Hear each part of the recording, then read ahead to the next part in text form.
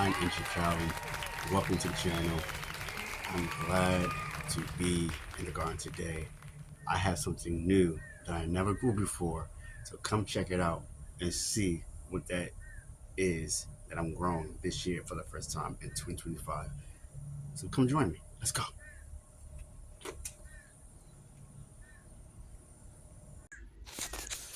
For the very first time, I am growing Super Petunia Vista Jazzberry or Super Petunia Vistas. I never grew this type of flower before. I always had my eyes on it at the local nurseries and like Lowe's and Home Depot and whatnot, but never pushed the button to get it, and I finally have. And I'm also adding lavender. And let me talk about the lavender for a moment with you all.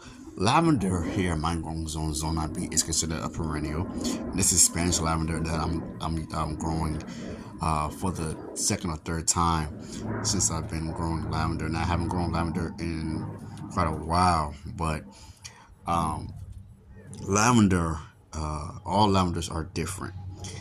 However, with that being said, I learned some new information out there when it comes to lavender. That some lavenders have to be grown on a mound, and some lavenders can be grown on a flat surface when it's in the ground.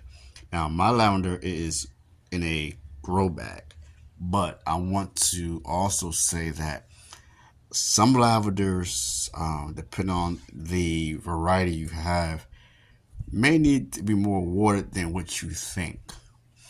My experience is that I did not water enough, even though the lavender I was growing, I think it was English lavender, looked fine. It still died on me. Now let me talk about the Super Petunia Vista. Super Petunia Vista is a heavy feeder. And in my growing zone 9B here in California, I learned that it can be grown as a perennial, not just an annual.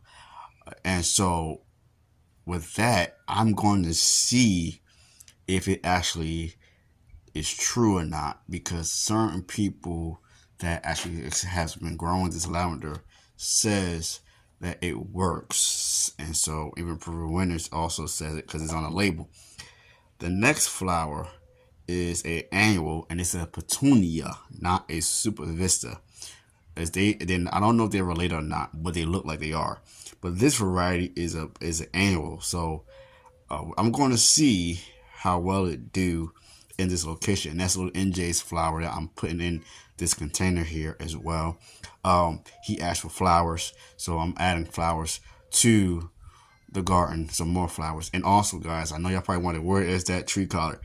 I changed my mind, y'all. I keep changing my mind because I did not like how it was looking in this spot, and I wanted to add more flowers to my family's mini food forest and containers, so that it can be a little bit more beauty in the garden. And I also want to say that Super Vistas, before I forget, Super Vistas are heavy feeders, guys. So make sure you actually feed it on a feeding schedule that you are going to have, and also make sure you keep it watered.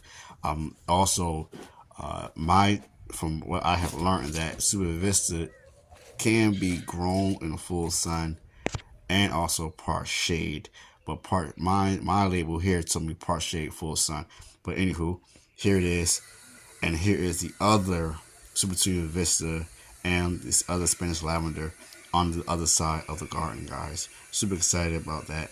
And also, little NJ's strawberries have been planted around the garden as well. These are quinoa strawberries that has been added. He also has the albion as well. And then his gala apple, guys. Look at this tree. It is loaded with flowers all over the tree, y'all. It is blossoming. I'm hoping for a nice crop of apples this year for him, and also for myself and my wife. So hopefully we get more this year. And then also there is the tree collar, you all, that was in the old spot, but now in the shade.